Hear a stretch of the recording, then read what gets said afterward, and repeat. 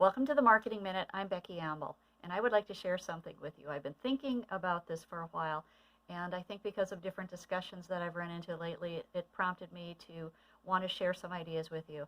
And that is to talk about the evolution of the marketing concept. So I pulled out some of my notes, so you'll see me flipping through some papers here, and we'll share with you what the information is that I have. So to get to the marketing concept, we went through the production era, the sales area, then the marketing concept area, and you can see I also have the societal concept era down here. So let's start first with the production era. During that period of time, there were two concepts, the production concept and the product concept. In the production era, there were goods and services that were not very available in the United States, and this goes back to the Industrial Revolution, so it goes way back in time. And so the idea was that really, if you produce it, you will create demand. You just need to get the products made and get them out. So the production concept, the first of these in that era, is one that says that customers are going to prefer products that are available and highly affordable, and in that situation, then management needs to focus on improving production and distribution efficiency. Now, this can be a good philosophy if the demand of the product is greater than the supply, and we saw this year that face masks were in high demand. So you can kind of relate to that situation. And another time when this makes sense is where the product cost is high and improved production is needed to bring the cost down. And you can see this happens many times in high-tech or technology products, especially on the consumer level, where they start out with a higher price and then they usually come down over time as production is able to bring costs down with their efficiencies and improvements. Or sometimes it's because competition comes into the marketplace, and that changes the dynamics of it as well. So also during the production era is something called the product concept, and the product concept basically says that customers are going to favor products that offer the most quality, performance, and features, and then the company needs to devote its energy to making continuous product improvements. Now that sounds like a pretty good concept, and it can be. However, there are some shortfalls to that as well. So let's just talk about the idea that people are looking for a better mousetrap. That's been a term that's been thrown around a lot over the years. So what customers or buyers really are looking for is a way to solve their mouse problem. They don't necessarily need a trap. They might be looking for a chemical spray or some other kind of repellent or deterrent type of thing. Maybe they're going to get a cat or some other predator that will take care of mice. It doesn't have to be a trap. And if it were a trap, there's all kinds of different traps as well. So the whole idea is to really understand what problem you're trying to solve for the customer. The other thing that is a downfall of the product concept is that it can usually lead or often lead to a term called marketing myopia, and this is where we get too narrowly focused and we start just thinking about our product and focusing on making new bells and whistles and all those kinds of things. And pretty soon, nobody wants to buy the product because it's got all kinds of features that nobody cares about. We fall in love on our product. This I've seen happen a lot, especially, again, in technology products. That doesn't mean that's the only place it happens. It can happen anywhere.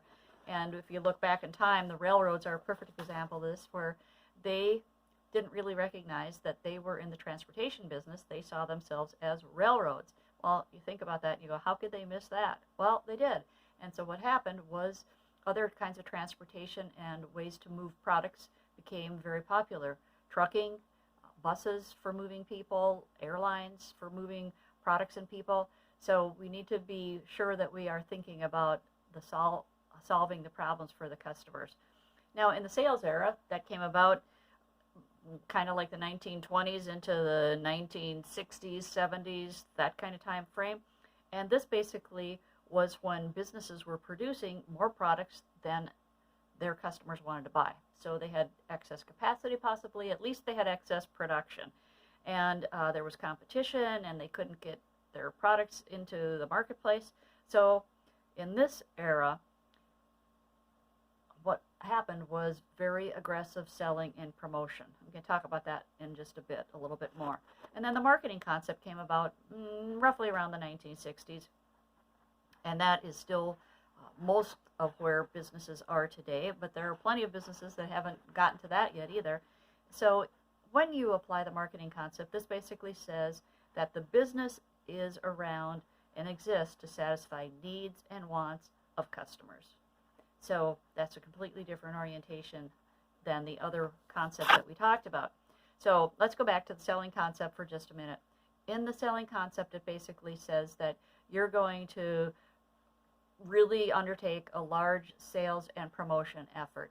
This can still be going on today, and there are plenty of organizations and plenty of large organizations that are still using the sales concept. They're trying to be more cognizant of needs and wants, and what really happens is they really have very aggressive sales and promotion efforts.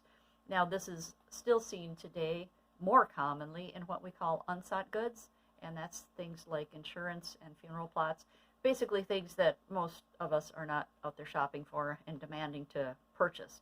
It also is a little bit more common in the nonprofit world still today. So then, as we were talking about the marketing concept era, just to reiterate and expand on that a little bit, this basically says that an organization or a business, that the goals depend on determining the needs and wants of the target markets and delivering desired satisfactions more effectively and efficiently than competitors.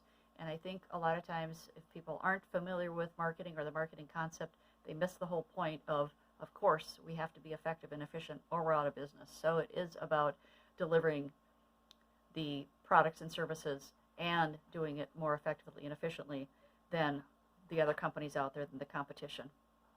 So sometimes the selling concept and the marketing concept get confused. Just remember, the selling concept is just heavy selling and promotion, just push, push, push. And the marketing concept goes back to, let's make sure we understand the needs and wants of customers. And since Baldrige and Six Sigma, we've got a lot more focus on voice of the customer and information. So that seems to be moving forward for a lot of organizations. Now, there's another thing that I wanted to mention, another era down here that really kind of falls into the marketing concept era, although some organizations will consider it a separate one. And the societal concept basically says that a business is going to determine needs, wants, and interests of the target market and deliver those satisfactions more effectively and efficiently than competition. Here's the new part. They're going to do it in a way that maintains or improves the customer and society's well-being. And you can see efforts now being made in sustainability. You can see a lot of efforts being made where organizations are also trying to make sure that their products and services benefit society at large, or the way that they're delivering them benefits society at large. So pay attention to that, because that's, in fact, just in the last few years, is a lot more popular. So think about these if you have a chance. Maybe you could discuss them in your organization. What concept does your organization follow? The production concept, the product concept, the selling concept, the marketing concept? And if they are using the marketing concept, focused on that, where does the societal element come in? Is that something that's also part of your organization? Thanks.